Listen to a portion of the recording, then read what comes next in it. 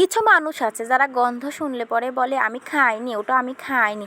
আরে বাপু, আপনি তো খাওয়ার যোগ্য করতেই পারেন না, আপনি খাবেন কিভাবে? খাওয়ার মতো করে তৈরি করলে আবার খাওয়া যায় না? শুটকি মাছ নাম শুনলে অনেক মানুষ আছে যারা ভয় পায়, মানে দুর্গন্ধ, এটা খাবে কিভাবে। তো আমি আজকে দেখেন কিভাবে শুটকি মাছের ভর্তা বানাই বা শিলপাটা কিভাবে শুটকি মাছ বাটি, সেটা আপনারা অবশ্যই পুরো ভিডিওটা মনোযোগ দিয়ে দেখবেন আর ঠিক ঠিক এইভাবেই করবেন, দেখবেন ইনশাল্লাহ এত বেশি মজা হবে যা তুলনার বাইরে। তো এখানে চাপলি শুটকি ছিল, আমি প্রথমে গরম পানির মধ্যে আমি চাপলি শুটকি কিছুক্ষণ সময় ভিজিয়ে রাখছিলাম, তারপরে গরম পানি দিয়ে কচলা কচলা কয়েকবার করে একদম পরিষ্কার করে ধুয়ে নিচ্ছি। এখন আমি এখানে রসুন, তারপরে কাঁচামরিচ, পেঁয়াজ আমি এটা সুন্দর করে তেলে, চোভা তেলে একদম সুন্দর করে ভেজে ভেজে নিচ্ছি।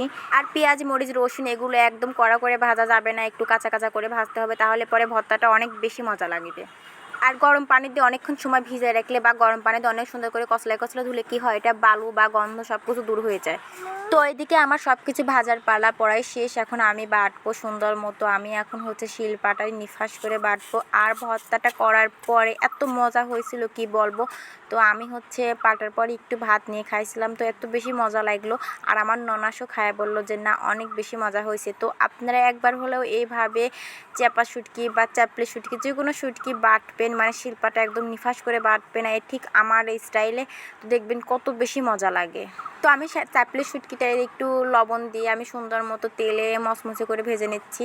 কিছু কিছু জিনিস আছে যেগুলো আপনারা খান না, অবহেলা করেন, যেমন শুটকি মাছ, পাঙাশ মাছ, এগুলোর টেস্ট অনেক বেশি। এগুলো যদি আপনারা রান্না ঠিকমতো করে খাইতে পারেন, অনেক বেশি টেস্ট। তো আমাদের মতো কে কে শুটকি ভর্তা পছন্দ করেন অবশ্যই কমেন্ট করে জানাবেন। আর আমাদের ভিডিওটা ভালো লাগলে লাইক, কমেন্ট, শেয়ার করে পাশে থাকবেন। আর আপু এবং ভাইয়ারা সবাই একটা কথা সবসময় মনে রাখবেন, অনলাইন জগতে কেউ কারুকে ছাড়া আগাতে পারে না। আপনি আমাকে সাপোর্ট করবেন, আমি আপনাকে সাপোর্ট করব, তবেই না আগাতে পারবো, তাই না? তো সবাই ভালো থাকবেন, সুস্থ থাকবেন।